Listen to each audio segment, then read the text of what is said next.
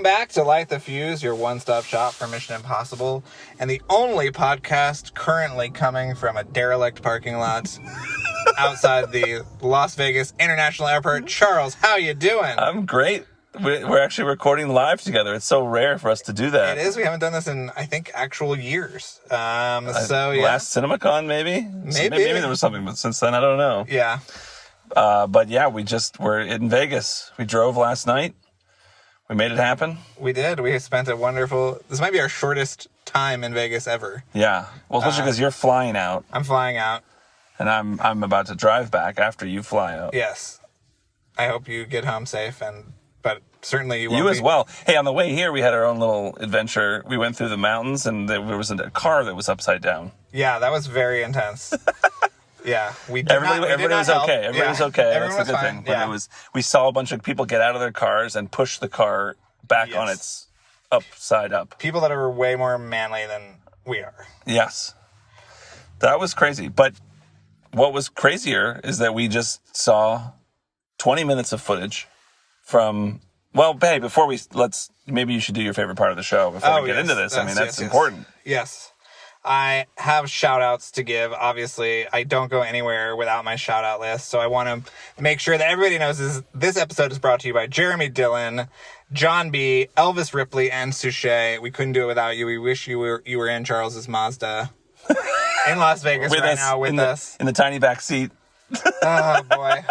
It would have been something. But, let's say we were first shown the new trailer, which is dropping soon. Not online yet, but dropping soon. And what were your thoughts on that? I was completely blown away. It was, in a lot of ways, it was kind of more of what you saw in the first trailer. Yes. I mean, we saw more of Ilsa as a sniper. We saw more submarine. Yes. We saw, more of the big set pieces that you saw in the first one. We also, we tweeted this, but to me, it felt like it was like the maddest I've ever seen Ethan. Yes. He threatens to kill somebody, right? Yeah. He's like, I'm going to kill you. I forget what the line was, but it was like, oh my God. He's going to kill Isai Morales, it seems like. Yeah. And that's the other thing the big thing is we get a real glimpse of Isai Morales, and he speaks in the trailer. We hear how he talks, and yes, that was great. He looks awesome. More philosophical Kittredge kind of posing a question to Ethan. Yeah, we saw more of that conversation with them back and forth, and we saw again Ethan doing the shake of his head no. Yep. It's it looks amazing. We see the guy in the mask actually throw the green balls up in the air. Did you notice that? No. Because in the first trailer, he just takes them out and kind of rolls them around. This time, he throws them up. Wow. Yeah. Yeah, I can't wait for it to come out online so we can actually watch and see more. Yeah, it happened so fast. We can do a forensic deep dive once it's out. But so the trailer was amazing and the response was great. And then Brian Robbins, who runs Paramount, said, "Hey, would you like to see something more? Let's see 20 minutes." So we saw 20 minutes, and not to cut to the chase, but we also saw the main title sequence by the geniuses at Filmograph. Yeah, which was incredible. The whole theming of it seemed to be sort of like a digital glitching. Yes. That was happening throughout all of it. And Lauren's music was, of course, phenomenal. And all the imagery, it was just, amazing. So I guess if you don't want spoilers or scene-specific details, turn this off now. Yes. We'll be back. I would say, we'll. Okay, so if you're gone, you're gone. Goodbye. We love you. But if you stayed, we're going to break down the sequence, a kind of a centerpiece, it seems, of the movie. First off, we are introduced to the Haley Atwell character, Grace, who seems to be a bit of a troublemaker. Yeah, she's getting in trouble with somebody. The police in Rome, it seems like. And she's gotten off a flight from Dubai, and they've found some... She has a whole bunch of passports, a whole bunch of cash. Yeah. And they pulled her aside. They've got her detained, and she's handcuffed, and she's playing innocent, acting like nothing's... she said she's a school teacher or something, right? Yeah. But it seems from all the, he lists all the different charges in the different countries that are pending against her or whatever. Yeah. And it seems like from those charges, it sounds like she's a thief. Mm-hmm. A very accomplished thief. And So we want to go into the whole scene. I mean, Let's go to the whole scene. So he says he's gonna, he's like saying that she's in all kinds of trouble, and then I think they get a phone call, right? Yeah. And the phone call is, "Oh, hey, your lawyer's here to see you," and she says, "My lawyer?" She's a little confused. Yeah. And they take her into another room. Well, as this is happening, we see two different sets of characters show up at the same building. Palm and her goons. Yep. And also Shea Wiggum and Tarzan Davis, our BFF. Yeah. They're also there. So they're all converging. They're all converging on this building. Yeah. And Isai Morales, too. Yes. Isai Morales comes in, and so she gets taken into another room, and the lawyer who's waiting for her is, surprise, surprise, Ethan Hunt. Was he wearing glasses at the beginning? He was wearing he speaks glasses. in Italian, and he's like, I'm your lawyer. She sits down. So while Ethan then gets into it, they get privacy, and Ethan and Grace talk it out. At the same time, Isai Morales goes and confronts the guy, the police detective who was holding her and processing her. Yeah. He says there was something else that she had. It looked like a pendant. Yeah. And then he said a pendant that your wife might have worn. And then he goes into all this detail about the guy's life, that he's got a mistress and that he knows that he's taken evidence before. And he says, I know everything. I can, Yeah. It seems like there is, he is being aided by some kind of... He has some kind of... he has everybody's information somehow. Yeah. So he has access somehow to that kind of information. And the guy goes to reach for his phone to call like security or whatever, and Isai stabs him in the hand. Which is so cool. Yeah. And then, so meanwhile, Grace and Ethan are talking in their sort of private area. And I want to say also, so many Dutch angles. A lot of Dutch angles. A lot of Dutch angles. Yes. Gotta love that. Yes. And so Ethan and Grace are talking. He's trying to find out information about where she got who hired her, because we find out that she stole that key and was doing it for someone. Yes. And Ethan is trying to find out who hired her, because he says, like, basically, if you knew what you were stealing, I don't think you would have stolen it. Yeah, it seems to be the key / USB drive that we've seen in the trailer, the previous trailer. Yes. Yeah. And it seems like her character is kind of a master thief. Yes. And it kind of, I don't know why, maybe I started thinking of To Catch a Thief a little bit with their vibe together and stuff. But it's Ethan. What happened next? She points out that she saw Shea Wiggum. Yes. And Tarzan, who are looking for Ethan. Yeah. She said, "Well, they're not looking for me, so why?" And Ethan's like, "Why didn't you say something sooner?" Yeah. And she says, "Why? Well, they're not looking for me." Right. So then he escorts her out of there, using some more of that classic cruise charm. Yeah. I was going to say the method by which they imply he did it, but that might be spoiling other things from other parts of the movie, maybe. So I'm not going to say. But they get out. She ends up kind of tricking him. Yes. And slips away. And then so she gets into a police car and drives off. And Ethan gets into a police motorcycle and chases after. Yes. There's a very cool, like, almost GoPro-esque shot. Yeah, on Ethan, on the motorcycle, yeah. Yeah, it's interesting. The look of the movie is different than what we've seen before. I mean, I think, it is digital, but it looks great. Yeah. Yeah. It's really cool and very visceral, and... Yeah, soon enough, they're both crashed. And then surrounded. By all the parties. Yes, all the parties. Except Isai is not a part of this chase. Shea Wiggum sends some handcuffs over and says, put them on. And you don't think that they have been on, but Palm starts shooting everybody, and they try to get away, and... She tries to slip away. And then realizes he's put the handcuffs on. Yeah. Now they're chained together. Ethan's not going to let her go. Classic maneuver. Yeah. And then they get into, because he handcuffed her with his left hand to her right hand, he realizes as they get to this BMW, of course, we love our BMWs. Yes. He says, "Oh, you're going to have to drive." Yeah. So then he gets in the passenger seat. She drives. They knock off the doors of the car. You've seen that in the first trailer. Yep. And then they go off, and they're being chased by Palm, who has stolen a giant Humvee armored thing. Yeah. And so she is determined. She looks awesome.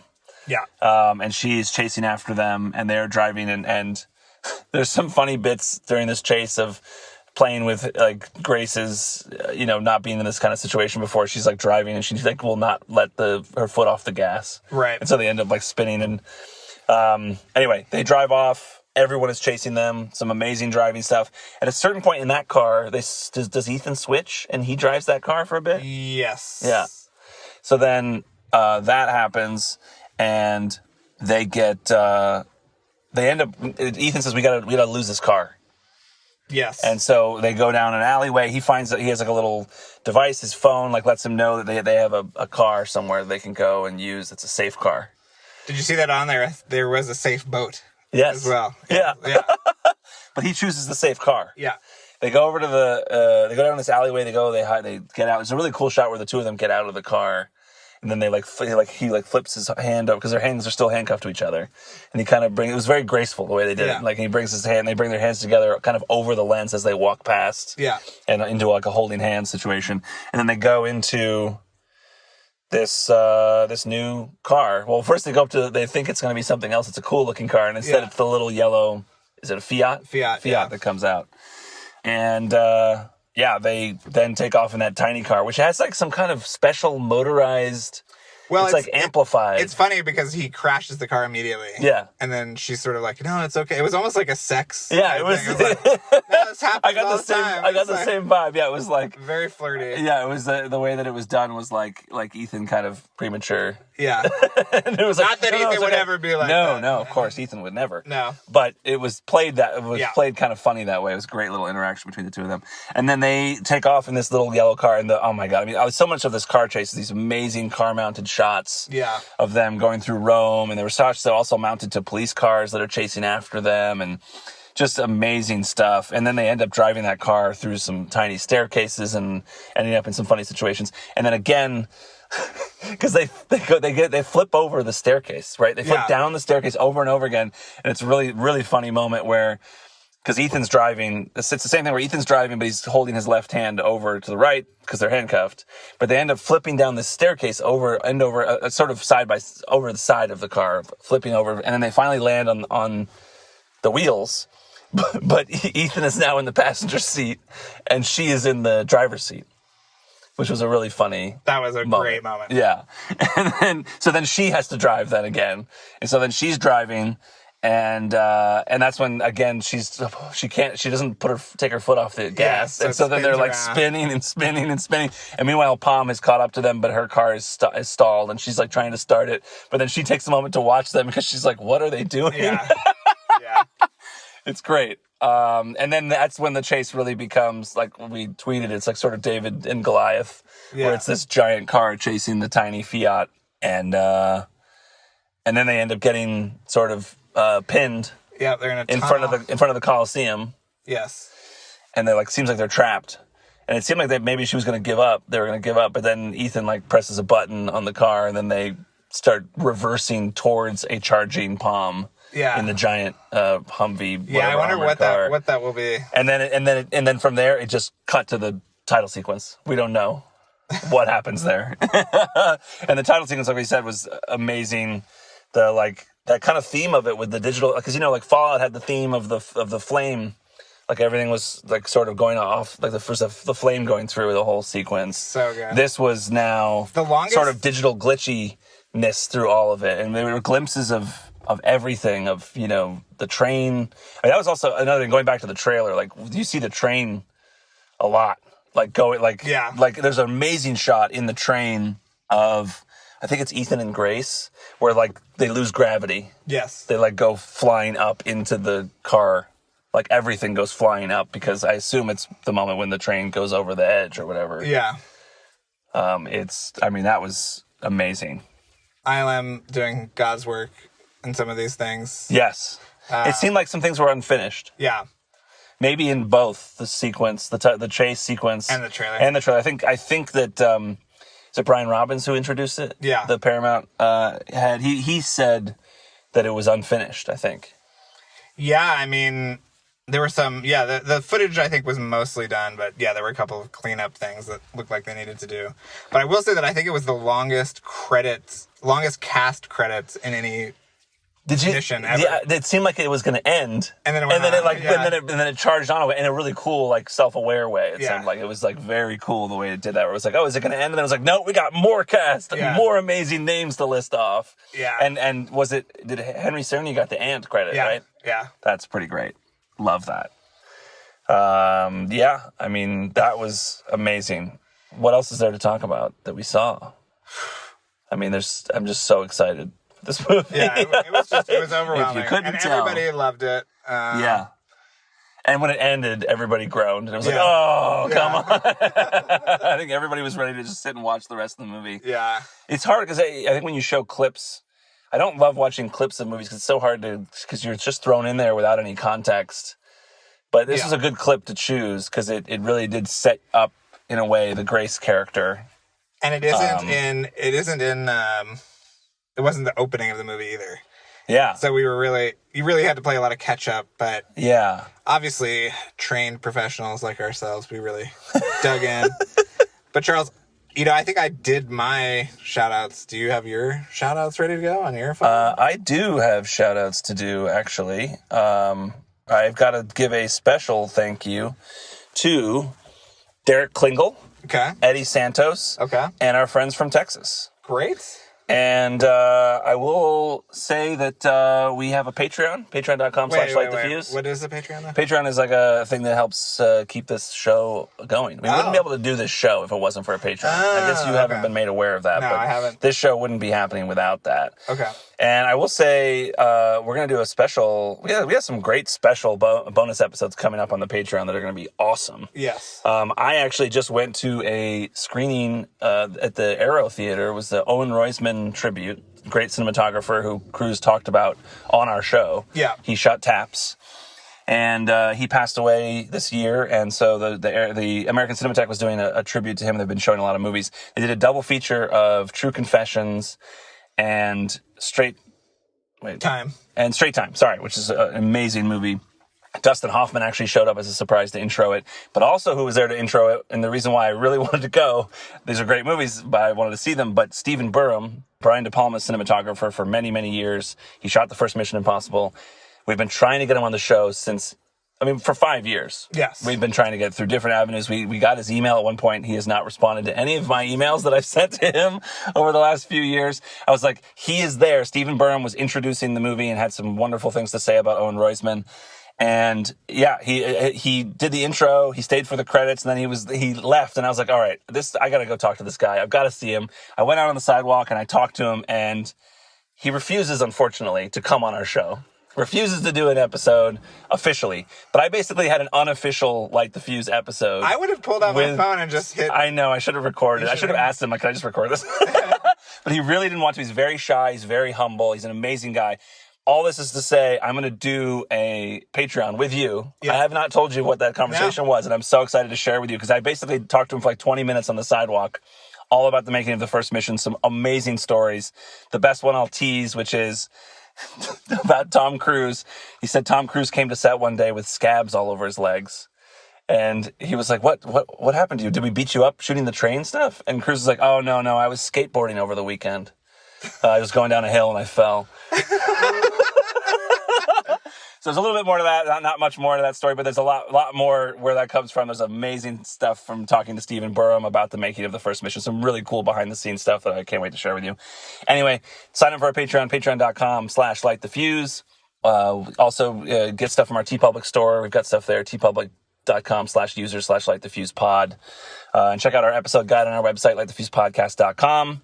And yeah, what else, Drew? Follow us on social media at LightTheFusePod on Instagram and Twitter. And remember to like, subscribe, rate, and review wherever you're listening to this podcast. And I'm going to take over one of your jobs, Charles. I want to say that this podcast was edited and mixed, which you might not have done that much for this episode because we're probably going to put it up straight out of the phone. But we got to give a shout out to Luke Burson anyway. Slight editing, yeah. And also, we want to thank our composer, Kevin Blumenfeld. So. Yes, of course. And Yeah, and it was an amazing time at CinemaCon. It was great to spend another night with you in Vegas, and it was a quick turnaround as always. Yes. The Killers of the Flower Moon trailer was mind-blowing. Martin Scorsese actually came in person and introduced it. Yes, and we saw Bad Girl Riri herself introducing a new Smurfs movie. That was great. And Seth Rogen was hilarious introducing the Teenage Mutant Ninja Turtles stuff. So much fun. Amazing. Yeah. Bother us on Twitter for more details, and we'll be back next week. Yeah, thank you so much.